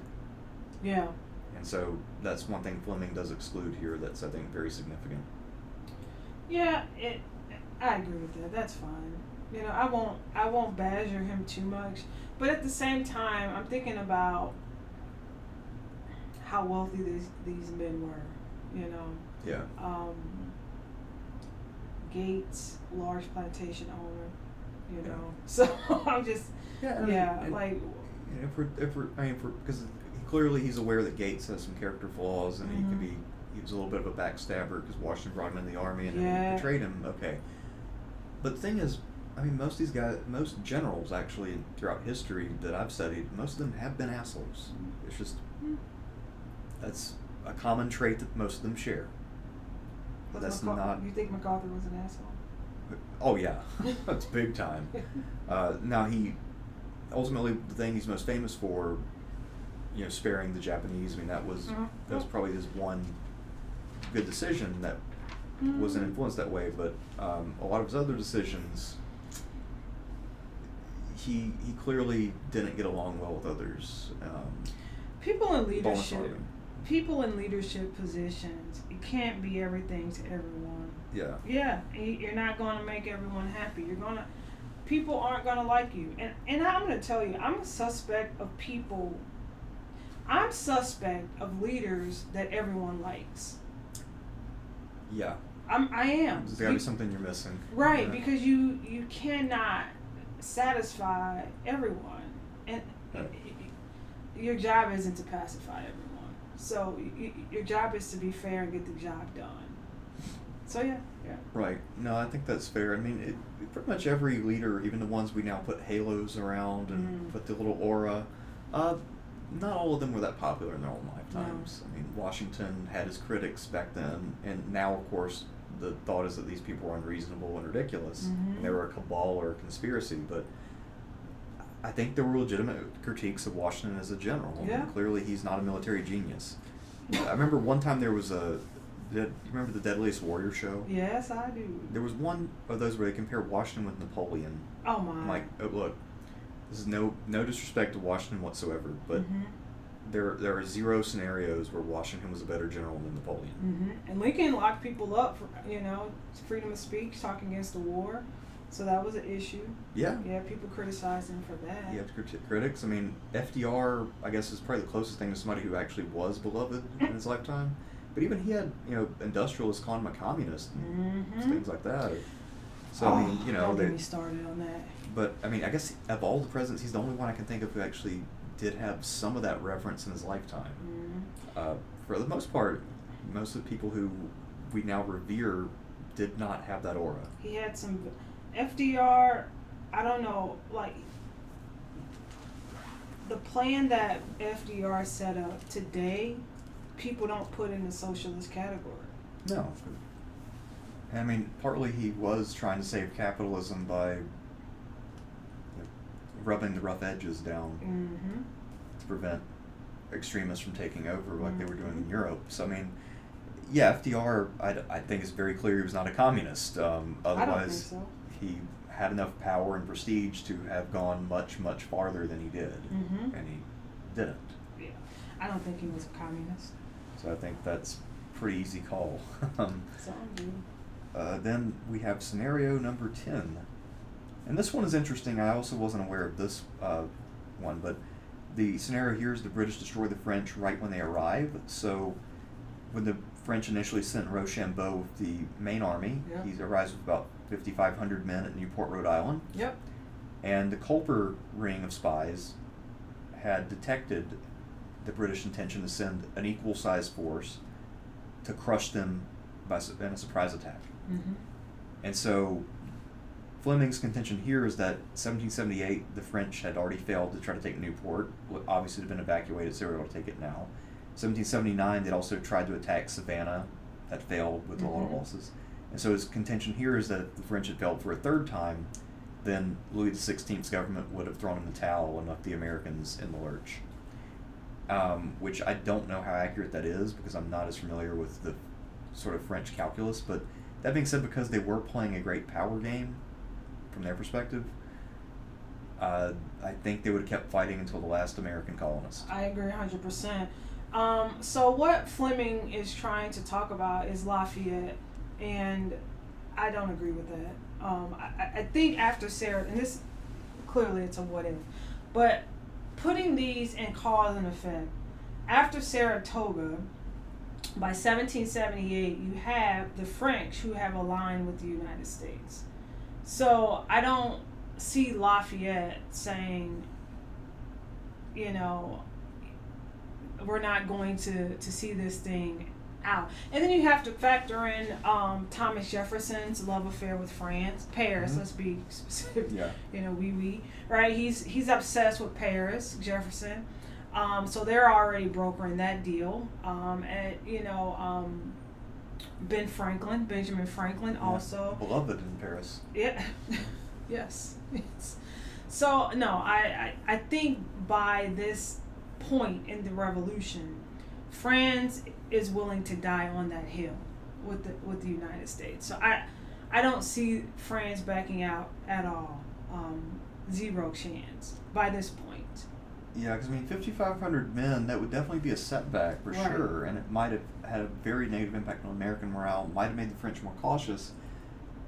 But I think, again, they were thinking of great power politics, and so the question would be, if we keep doing this, is it still harming the British more than it's draining us? Mm-hmm. And I get the impression, too, with Louis XVI, that although some of his ministers worried about overspending, I don't think he had that concern. No. I don't think he understood that in the No. same way. So I think he would have just kept spending the money to keep us going. Yeah. I mean, knowing his issue with finances, him and his wife, they had some issues. So I think he was willing to make that. No, I don't buy that argument at all. You know, because, I mean, of course the United States is going to have to pay that back, the colonists, you know. Yeah. So I don't know if I buy it. That being said, this is a really interesting scenario, and it might have given the British momentum that they could have carried forward. So I could actually see this being the beginning of a revival of their fortunes and the downfall of America, because the French would have been out of the picture for a bit. Maybe they can ride that momentum, go after Washington more directly. Right. So I could actually see this leading to somewhere, but by itself, I don't think it's enough. No, I think France is joined at the hip with the colonists by now. I don't think anything could have prohibited Louis from not wanting to invest in the colonies. Yeah. I don't. Nah. Yeah. Support was there. Resources were there. And of course, here he also says Washington was an intelligence chief. That's not true at all, by the way. That was Talmadge, the guy who supposedly only helped him. Right. But Talmadge was the intelligence chief, and he also was the correspondent with the Culper Ring too. Mm-hmm. I don't know, because I don't see how that diminishes Washington to point out that he had a security chief, because that's kind of how every general operates. Right. Unless you don't know how to delegate it all. So actually it would make Washington a better general to have a security chief. Mm-hmm. So I don't, again, like his attempts to glaze Washington are sometimes so ineffective that it actually does the opposite. Well, he likes Washington, and it's clear. Yeah. That's okay. No, I think there's a very unrequited love going on here. Yeah. There's probably a cutout somewhere. I don't know if Fleming's still alive, but he's probably got a cutout in his office. It's all good. Like, I knew there was a professor at one place that I studied where she was obsessed with John Dickinson and had a literal cutout of him, cardboard. Right on. And What was it? What was the interest? she just thought he was like the most brilliant man that ever lived, pretty much, and the greatest of the founding fathers. And he's kind of just a mid-tier, founding father, but to her, he was the linchpin of American thought and history and everything else, and she was obsessed. I don't know. I don't get it, but but no one else got it either except her. But she clearly had a strong love for him, and I guess there's something to be said for that level of passion, because that's her whole career studying this man. She's been very successful doing it. Yeah, so people have their niche. Yeah, so more power to her. I get it. I have mine. All right, It's so not him. our 11th scenario. What if Daniel Morgan had lost at the Battle of Cowpens? So he points out, the South had been falling to the British, so Georgia had gone with the crown in 1779 officially. Yes, they did. Which, of course, ignores that Georgia was like half the size of what it is now and almost unpopulated. He also points out Charleston was lost in the spring of 1780 with its 5,000-man garrison, which kind of like offset Saratoga. Fair point. One thing he does ignore, though, the South was super loyalist to begin with. It's not as if this was going to be a hotbed of patriot recruitment. And well said. And that's something, and no shade to Fleming, but that's something that's often ignored through American history. Take any textbook USA, and you may have a small section about loyalists. So, I think I'm pretty sure he was cognizant of it, but most people, when they hear about the revolution, as I mentioned earlier, it's just this patriots, Continental Congress, Continental Army, bottom up movement. Oh, we're damsel in distress and we're so exploited. And it's like, no, you have a group of people who are wealthy, loyalists. A lot of the southern states were loyalists, colonies were loyalists for a reason. So yeah, I think Fleming pretty much was a part of the fold when it came to that argument. So I'll be nice to him. Yeah, I mean, from what I've gathered, in the colonies at the time, you had about 10% of people who were aligned with the Patriot cause, about 20% loyalists, and 70% of people who just wanted it over, regardless of who won. And then yes, and then of course as the war progressed, you had people who jumped on and off of that cause, of course, right? And then you had, the advertisement behind it, the propaganda. You had the Thomas Paines and the Hobbes. So you had the literature to reinforce it, right? Yeah. And so I guess join or die. Yeah, join or die mentality. Yeah. But that being said, most Americans said, eh. Yeah. And especially people who lived not away from the coast. Right. Almost everybody there was unwilling to join unless they were compelled to, or if it was a mission of revenge, like Kings Mountain. Mm-hmm. So when they killed Major Ferguson, it was mostly people from the mountains who were avenging the death of some other guys they had known, grown up with, who had been killed by the British, and so they just wanted to go get some blood and go home. So they had no intention of sticking around or playing into the strategy. I don't think they ever reported to General Greene. I think they just showed up, did their thing, and left. Right. And maybe a few of them had reported in, but for the most part, they're like, look, we're just here to kill some Brits and go home. That's our whole mission. We're just here for blood. We don't care about the overall outcome of the war. We're getting our pound of flesh and we're going home. And got your dopamine hit. Yeah, I mean, and so they did contribute, but it's still. But in terms of Cowpens here, so of course this is where he says Camden had reduced the Southern Continental Army to 800 hungry men, which again is untrue because Gates still had his men together. He still had some supplies left for them. And then he points out Greene had trouble getting the guerrillas to follow a plan. So Sumter and Marion, I guess. Mm-hmm. The thing is, like, those guys weren't going to follow anybody, right? And that's not really their MO, and that's how a lot of these Patriot commanders is they were very jealous of their authority. Personality issues. Yeah, and I mean, to be fair, I mean Nathaniel Greene was a smart guy, but he was not. I don't know if he had the CV to really command that level of respect. I mean, because he had been a subordinate under Washington. He hadn't really had a lot of signal successes, and he understood strategy, but just because you understand that level doesn't mean you're going to inspire people. Anyway, so he sends out Morgan, and in this case it's supposed to be pure desperation because South Carolina is being lost. All those Patriot recruits from South Carolina you could get. I'm saying that ironically, of course. Yeah. Anyway, so Daniel Morgan goes out with his 600 Continentals, his cav of 70 or so men, which he says the remnant of the entire American cav, which has to be an exaggeration. Yes. Lieutenant William Washington, of course, being a cousin of George, therefore military genius. What's running the bloodline? It absolutely has to. Anyway, so they go into South Carolina, and the idea is to rally the state, which again is pretty unrealistic. And he's fighting Tarleton's British Legion, which Fleming says could travel 70 miles a day. Without looking that up, I will tell you that is 100% bullshit. There's no army of this period that can move 70 miles in a day. Total bullshit.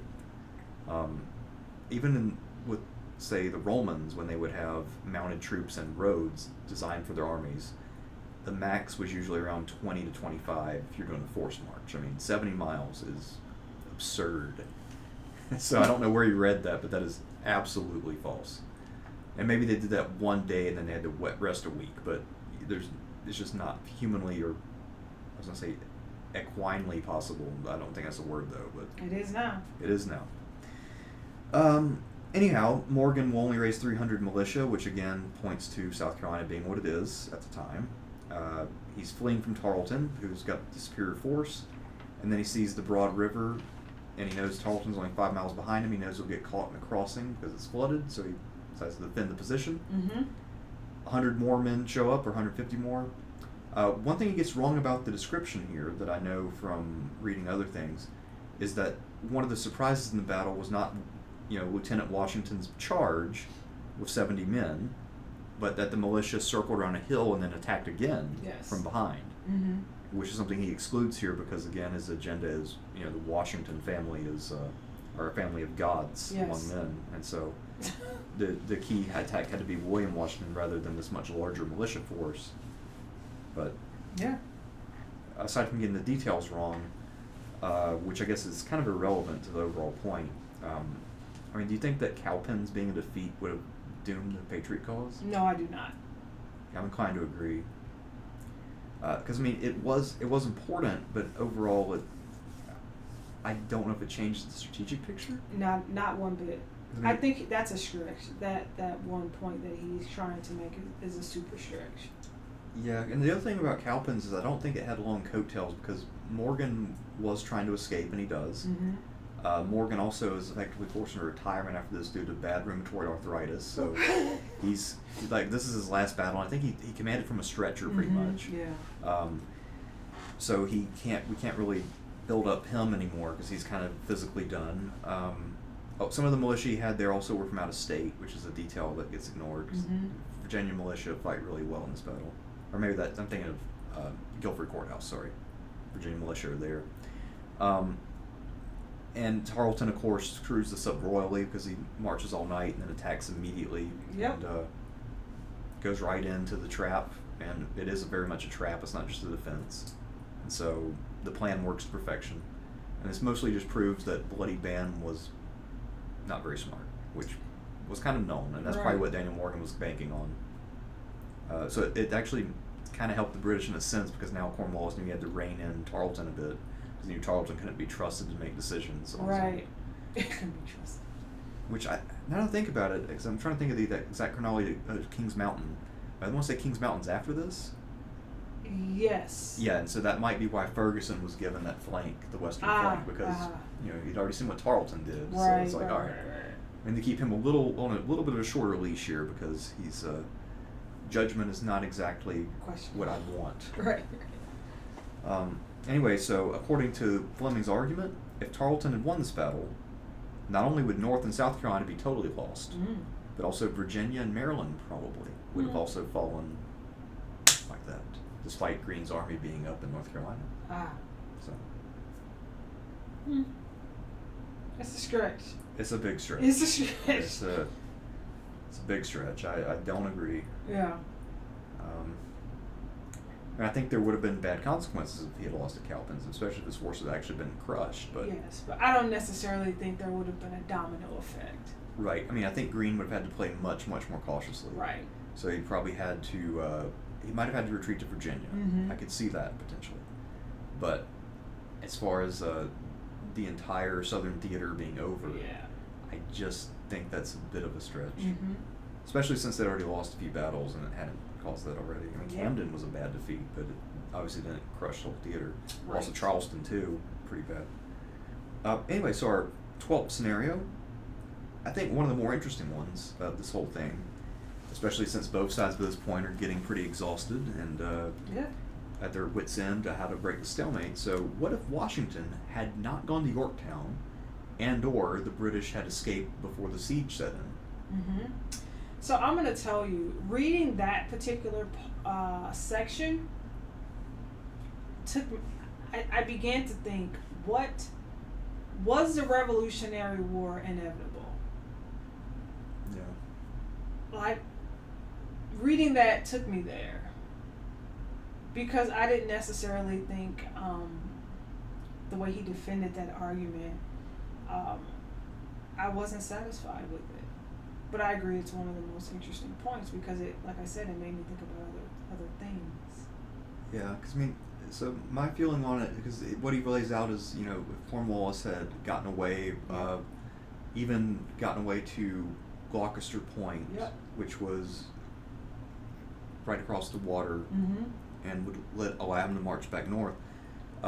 So had that happened, the stalemate would have resumed, and that would not have ended the war. But he's trying to say that this would have forced the Americans to throw in the towel or forced France to back out. But not true. I don't agree. the thing is, like, the British were just as exasperated by this point. Right. I mean, there was a lot of pressure from Parliament to end the war. A lot of people, including the famous historian Edward Gibbon, had become very vocal in their opposition to the war. And so if Cornwallis had been forced to run with his tail between his legs, it obviously would not have been as bad as Yorktown. Right. But it still would have been, would not have played well at home. And Fleming, for a variety of reasons, he's wanting France to give up on the colonies so easily, but what he's not taking into account is that France is in this war, yes, because they support the colonies, but more so because they dislike England. Yeah. That's what this is about. France, I mean, you have, and I get it, this is a what if book, and I highly enjoyed it, I highly recommend it, but Europeans are fighting one another at this time. So you have Europe, there is no such thing as white, if I may. So you have the French against the Spaniards against England, and France is willing to die on the heel of what would be the United States because of their disdain for England. Yeah. So that is what Fleming is not seeing. His perspective is very short-sighted because he and I get it, that's not his thesis, but even though that's not a person's thesis, you have to write so that the reader understands that you know the history. Like, that's how it should have been written, and that's okay. I'm okay with that. But that is something that he doesn't identify. Like, France is not going anywhere. Yeah, they like the Americans, and we spoke about the ties in Paris and the love affair between the founders, I say that in quotes, in Paris, but they also don't like England. King George III is England, and they're a problem. So that's something that needs to be taken in consideration. France isn't going anywhere. Right. And I think you're probably right. I mean, it also, I didn't realize, because I read this before, but I'd forgotten about it until I reread it today. But yeah, Washington was still focused on let's assault New York. Yeah. Which I'm surprised that wasn't the scenario. What if he had decided to assault New York? Because that Right. almost certainly would have failed bloodily. Yes. But I guess that would have made Washington look dumb if he tried that, Yes. so you can't consider it. But Rochambeau was the guy really pushing for, concluding the war at Yorktown. Yes. And I think it's partly because he has the outsider's perspective, and he also knew about the French fleet. Mm-hmm. I imagine, too, one thing that he doesn't point out here is that Washington may have had some hesitancy because the plan is premised upon the French fleet being able to beat the British, which is really the X factor here. Right. Because I think any observer at the time, based on previous and even later history, would say that 90% of the time, if you have a French versus a British fleet, the British are going to win. Yes. Because the British fleet was just inherently better. Oh. And The Armada. but here, the French maybe had the element of surprise on their side. Mm-hmm. Admiral de Grasse. Yeah. And so Graves wasn't ready, and then he was shook by the result of the initial battle, and Mm-hmm. that was kind of the decisive X factor for the whole thing. I mean, it was just that you have a British fleet that wasn't ready for this fleet action. Right. Whereas if they had been ready, most likely they would have won. Mm-hmm. Because in general, they were the better fleet. Yes. Yes. So. The greatest navy in the world at that point in time. Yeah, probably easily up until World War One. So that's probably going all the way back to the Spanish Armada, all the way to World War One. Yeah. British ruled the waves. Yeah, the Brits they patrolled the Atlantic to stop a variety of slave ships from coming back across. So yeah. So I feel like that's the real story here is the French fleet actually won. Mm-hmm. Because that was the thing you can't possibly know ahead of time. Yeah.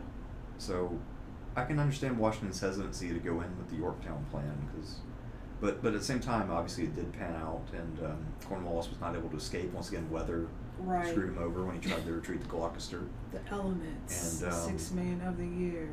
Yeah, and I'm familiar with Yorktown because my high school is actually on the battlefield a little bit, York High School, and so if you go back to the tennis court, there's actually a display you can hit a button on, and it'll tell you about the battle. And if you go a little bit down the street, there's a York River Beach, and so the Gloucester Heights, there's a huge bridge that stretches across to there, and so that crossing would have been pretty hazardous, especially if you have American and French guns trying to shell you, and you have the possibility of being intercepted by French ships.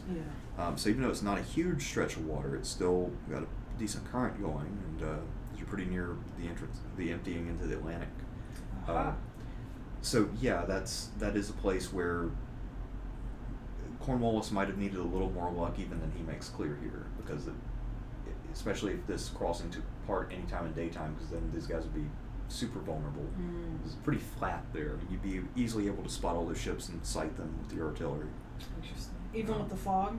Well, not with the fog, but the fog could have helped in theory. But I think it was more of a storm, made the water choppy. And he didn't really have it. He just had local boats, and But yeah, so this, and obviously you talk about the Clinton plan to do this mass release and this fight a decisive battle there.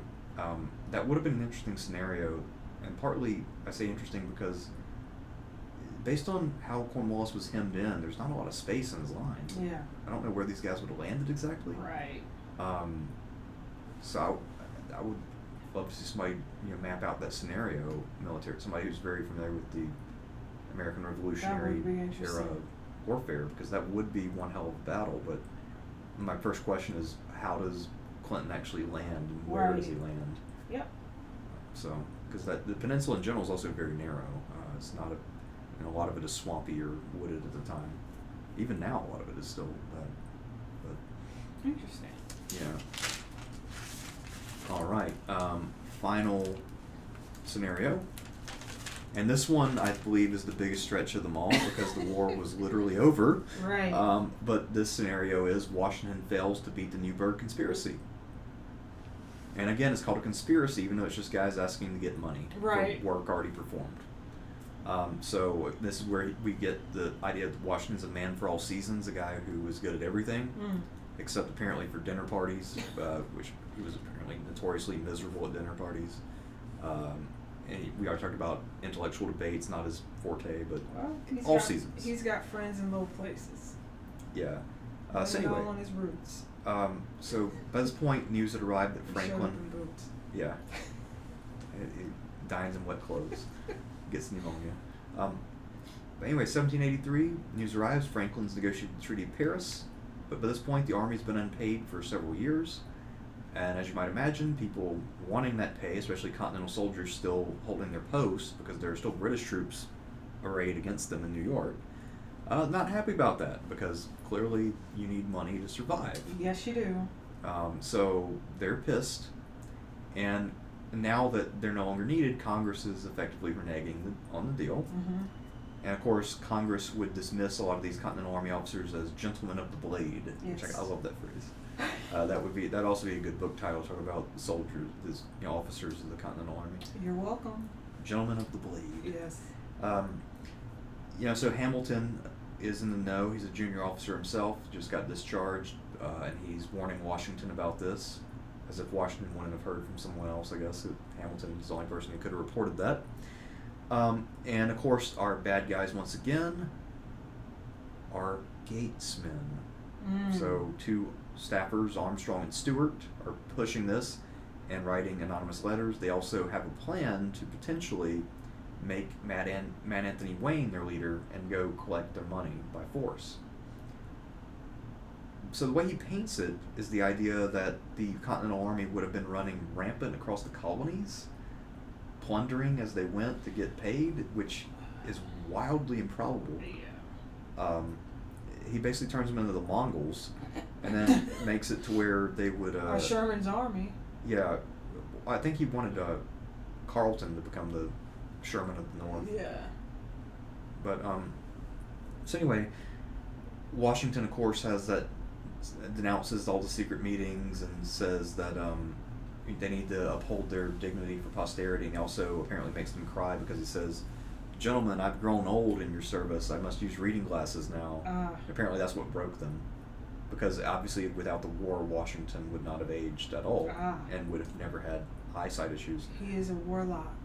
Yeah, I mean, Washington would still be alive, in fact, had he not served in the Continental Army, I mean, Yes. as we all know. Mm. Anyway, this apparently made these guys weep because they saw Washington show human weakness, which I guess he never did, ever. Anyhow, that apparently broke them more so than any other consideration, more so than just the idea that it would destroy the cause they'd fought for. Mm-hmm. Anyhow, they will repudiate the anonymous letters, express their support of Congress. A deal will be struck where they'll be paid for get 5 years' pay once the government is solvent at some point, which I assume did happen. I'm not sure. Do you know if that ever happened? No. Okay. Well, anyway, this scenario to me, once again, it's just a celebration of the greatness of George Washington. Oh, yes. And I cannot imagine the Continental Army just becoming an army of plunder, or the scenario of the states each go their own way and some of them align with Britain for defense against this tiny continental force. It all seems wildly erratic. I mean, it says something to the effect of you form a military junta because of this under I don't know, Gates, I guess, for lack of a better option, or Anthony Wayne, or whoever it is. Even that, as wildly improbable as that still just doesn't work. This is just I don't know. I don't buy this one at all. No, I don't. And also, this is probably the most, or you might have said this, probably the most egregious fanning out of Washington of them all. People like Fleming write textbooks and forget that the United States had about 14 presidents before George Washington. Yeah, that's So Fleming would just say everything began with George Washington. Yeah. Articles of Confederation never happened. Yes, no such thing. So yes, very biased, but yeah, I mean, I feel like, and I hate that word, by the way. Bias. Yeah, and both. I think neither one of us are actually, I think, big critics of Washington overall. It's just even it out. It's just this is just way too laudatory. This is more like a hagiography. Yeah. This is not. It's not even pretending to take into account what Washington actually was as a commander, or the difficulties he faced. Because if he was half as good as Fleming thinks he was, then this war would have been over in like 1777. Because I mean. Yes, with no help from anyone. Right, exactly. He would have won maybe the first year. He'd have walked in, destroyed the British immediately at Boston, and they would have bowed down to him and submitted because, we can't handle this genius. But once your country's independent, why don't you come serve us and be our commander-in-chief in some war we fight somewhere else, because you're just clearly the greatest soldier of all time. Yes. And, we bow down to your superior godlike wisdom, and we actually, hell, you come back to England with us, we'll make you George the Fourth. We'll get rid of George the Third right now. Yeah. There's an opening, it turns out, George and George. We did not expect to find a man god among us. I wish Fleming would have also discussed, because I have a problem with. So when I read stuff like this, I enjoy it. But so you have the 7 Years' War, ends 1763, right? That's a significant amount of time between that war and 1776, right? So I think it's important to talk about, so you have some colonists who are in a little bit of a spat with authority, and then it transitions to, why don't we just become independent? Conversations need to be had between 1763 and needing to recoup money, because let's be honest, the British were protecting the colonists during this 7 Years' War, so they're recouping. Makes sense to me. I'm not just being balanced here, but we have to. Where did this 7 Years' War take place? Whom are they fighting? Right? Yeah. The same people who helped the colonists later. So here's your connection. All right. So by 1776. And it's not July 4th, by the way. It's actually the Declaration.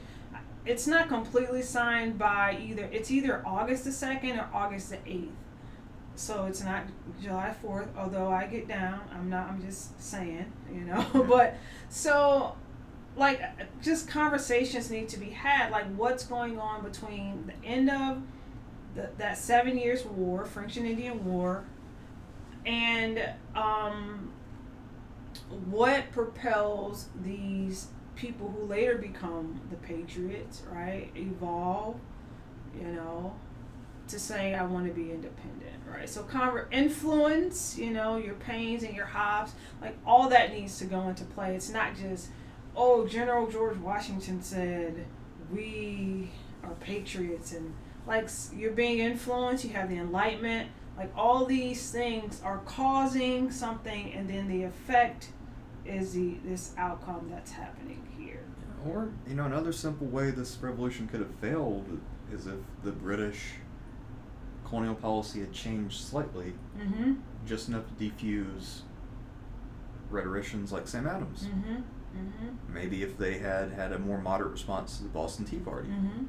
Or maybe if they had provided some sort of representation Mm-hmm. while implementing the tax. Maybe if they'd said, you guys can send X number of representatives, Mm-hmm. or you can elect your governors instead of having them appointed. Mm-hmm. A number of little things might have been enough to diffuse the tension and prevent the war from happening That's why in the first place. Yes, and that is why the argument, Gerald Horne's book is so strong, that it was that Somerset case in Britain that really was the tipping point for the colonists, because that Somerset case was a threat of slaves being taken away. That's why and that's his thesis. You guys can look that up independently, but that's why it's so strong, because there's so many outliers. Like, why are you so upset? What took so long, right? Like, Yeah. I don't know. It's interesting to think about. It is. No, it is, for sure. I mean, I think it's definitely good food for thought. It is. And they're all land speculators, right? George Washington, Yep. they're wealthy land speculators. Fleming, he won't admit that, Right. I mean, I guess to be fair, some of the things are a little beyond the scope of the scenario he's trying to paint, but at the same time, I mean, yeah, he is very narrowly constructing the possible ways in which the war could have been lost. But one of them is just if the British make political adjustments that cut the knees out from under, Mm-hmm.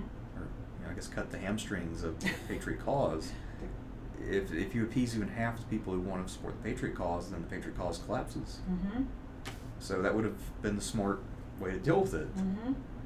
Yes. But there were too many people who were too prideful in London to hear that. Absolutely. Good work. Yeah, the Sons of Liberty were able to become the Patriots because they were able to influence, and people identified with their cause by way of the literature. Like, England, they're treating us like slaves. Wait, what? Like, whoa, I mean, don't use that word. Yeah. No, and the whole thing is too. I mean, the Patriot cause wasn't that ultra popular to begin with. Right. Exactly. It wouldn't have been that much harder to really cut the ground out from under the remaining patriots, Mm-hmm. make them appear unreasonable, because they are a small minority pushing all the colonies into war. Yep. So, again, I think the solution probably was more political than military if you were Mhm. looking to retain the colonies, and they didn't do quite enough work in that regard, I would say. Yes. And I oftentimes see most wars that way. It's more political, Yeah. Anyway. Because the causes and the solution usually end up being very politically tinged, because Unless there's a civil war, you're just going to leave anyway, regardless. Yeah.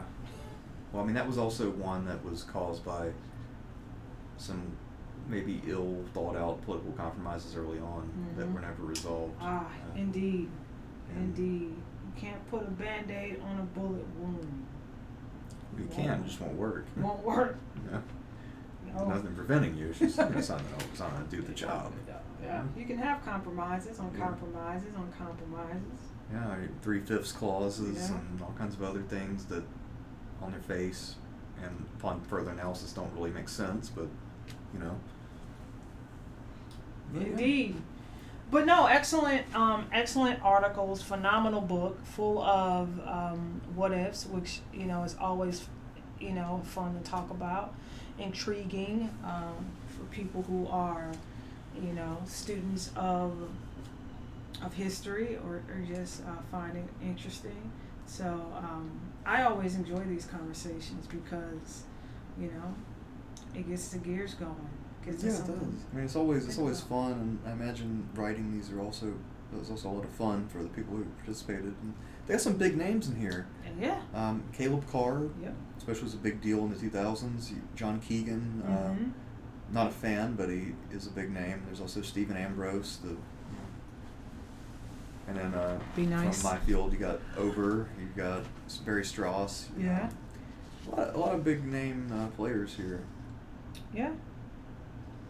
It's I would highly recommend it, like I said before, and it addresses a variety of topics. So it's not just the revolution; it's about the Dark Ages, the plague that saved Persian Wars and everything you can imagine is covered by somebody. At least most of the major mainstream topics. I mean, if you're looking for something on like a peasant revolt in France in the 14th century, you're probably not going to find it. But Yeah. if you're looking for things that are well known, then they probably have something here. Absolutely. James McPherson writes about if the lost order hadn't been lost. So he talks about Robert E. Lee humbling the Union, which would probably be an interest of several listeners.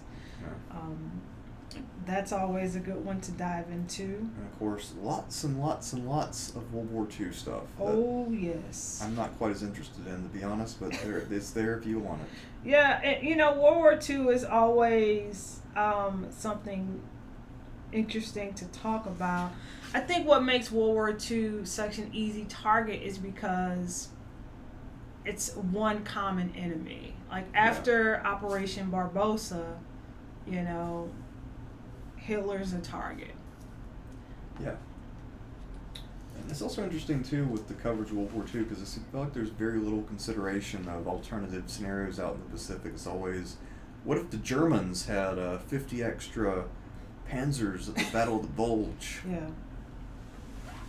So it's interesting how all the scenarios always focus on the Germans. Always. Yeah, whereas, forget, the Japanese also could have done some different stuff, too. Yes. And we have an entire war in the Pacific. Yeah. That people just completely ignore. The Philippines. So, it's always, Germany. But, I find the Pacific much more interesting. And the one thing I've never been able to relate to is the emphasis on Nazi mega weapons, because mega weapons are, by their definition, too rare and too expensive to make a big difference. Because even if it's the best tank of all time, if you can only make 2 of them, that has zero impact. Yes, absolutely. So that's one area that I've always been critical of things like the History Channel. So what if they could have built this hyper-advanced weapon that they had enough resources to build 3 of? Would that have changed everything? No, it wouldn't have. Yeah. We'll move on. Or what if the United States had dropped a bomb on Germany? Yeah. Imagine how intense the Enola Gay debate would have been at that point. Oh, because, yes. It involved whites. Oh. Yeah. Because that's part of the reason why Truman never suffered a lot of backlash for that, is because the people he dropped the bomb on, given the American public in 1945, they were not that concerned with the Japanese for reasons that were both Pearl Harbor related specifically, but also racially related more generally. And if they had dropped one of these in Europe, the thought would have been a lot different. Why do you think so? Other than that, do you think the world would have been dissatisfied? I think the world would have been fine with it. I think the American public, though, from what I understand, like the American public in World War II, they actually didn't have that much animosity against Germany. They understood Germany needed to be defeated, but there wasn't this visceral hatred, whereas the public would always cheer when they learned about victories out in the Pacific, because they viscerally hated the Japanese. And so they felt deeply betrayed by Pearl Harbor, and there was a lot more vitriol in general toward the Japanese than there was toward the Germans. So there's also sort of this idea So it's acceptable to harm the Japanese. Yeah, it's like with the Germans, there are some rules that apply. You have to take prisoners, you have to do this, you have to do that. With the Japanese, it's like, you know what, just shoot them, who gives a shit? Yeah, a little fun, well, an odd fact. Earl Warren was governor of California when the Japanese were put in internment camps. The same Earl Warren who was Chief Justice of the United States during the Brown versus the Board of Education case. The one who gave his opinion about the harmful effect of segregated schools on both people. It builds a complex into both ethnicities, phenotypes. Yeah. It's the same person who said, well, put Japanese in internment camps. Very interesting how years can change an opinion of a person, experience. Yeah, same man. Indeed. That's an interesting perspective about dropping the atomic bombs on Japan versus Germany. Interesting. Yeah. And I think you have to think about the social values of the time. And politically, I think it might have been disastrous to drop the bomb.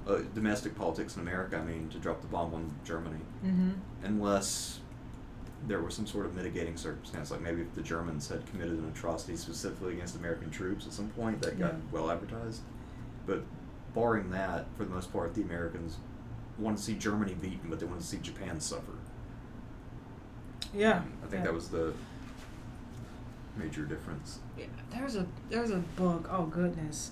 Dan Brown, the man who, decades ago everyone was obsessed with angels and demons. And divinity. But he has a book that I read, oh my goodness, I read it years ago, where it's about a Japanese man who was crippled and his family was destroyed because of the American atomic bomb. And as a result, he is like coming back for retribution. Wow. Yes, it's pretty good. Yeah.